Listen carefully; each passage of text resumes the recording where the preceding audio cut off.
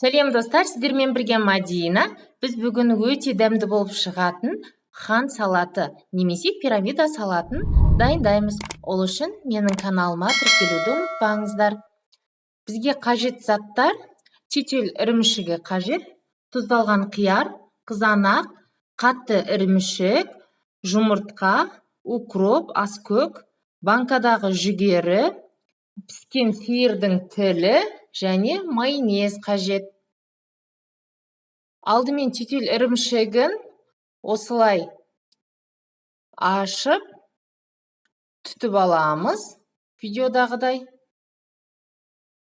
ұзынша етіп. Мінекей бізде дайын. Келесі тұздалған қиярды осылай тураймыз. Егер сіздерде балғын қияр қолдансаңыздар да болады. Өте дәмді болып шығады. Мен тұздалған қияр қолдандым.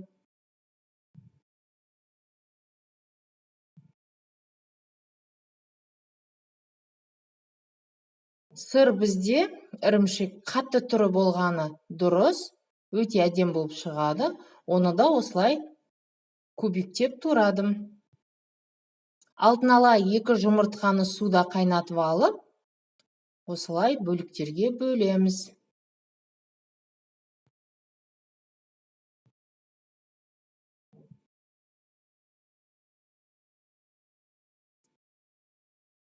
Сиырдың тілін 2-3 сағат көлемінде суда қайнатып алып, осылай қостым. Сиырдың, жылқының тілін қолдансаңыздар өте дәмді болып шығады. Бұл салаттың ерекшелігі осылай ірімшікпен және сиыр тілімен болғандықтан өте дәмді болып шығады. Аскөгімізді турадық. Енді қызанақ тураймыз. Мен кәдімгі қызанақ турадым. Сіздер қалауларыңызға қарай чери қызанақтарын қолдансаңыздар да өте әдемі болып шығады.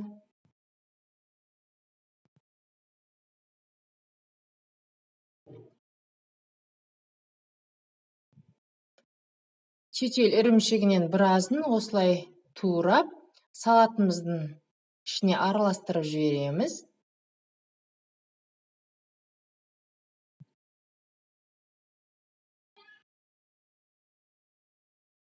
Банкадағы жүгері, майонез,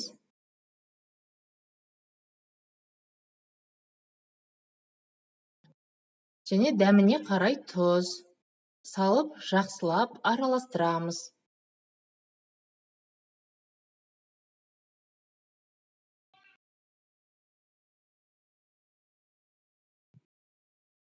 Мінекей біздің салатымыз дайын. Тәрелкемізге әдемілеп орналастырып, енді үстінен осылай әрлейміз ірімшікпенен.